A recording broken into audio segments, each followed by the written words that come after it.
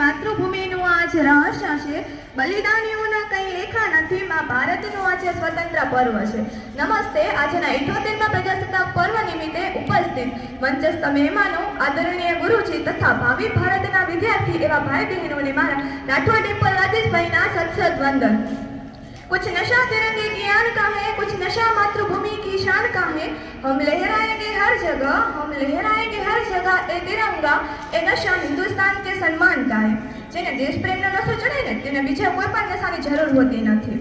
કોઈ પણ દેશના નાગરિકે પોતાના દેશ પ્રત્યે પ્રેમ, આદર, સન્માન અને રાષ્ટ્રભાવના હોવી જરૂરી છે.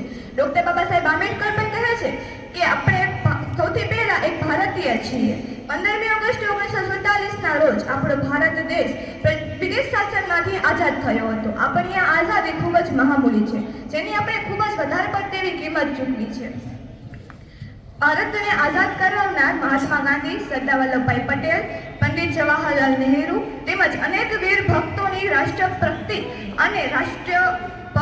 અને સ્વતંત્ર પ્રેમને કારણે આપણે આઝાદ છીએ. આજનો અવસર એટલે કે વીરોને નમન કરવાનો અવસર, સપૂતોની સ્મૃતિ અને વંદન કરવાનો અવસર. આજનો અવસર એટલે કે ભારત દેશ આઝાદ થયા પછી ભારતની રક્ષા કરનાર એ વીર જવાન ભાઈઓને નમન કરવાનો અવસર.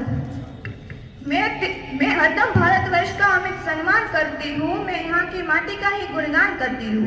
मुझे चिंता नहीं है स्वर्ग जाके मोक्ष पाने की, तिरंगा हो कफन मेरा बस यही अरमान रखती हूँ. तिरंगा हो कफन मेरा बस यही अरमान रखती हूँ.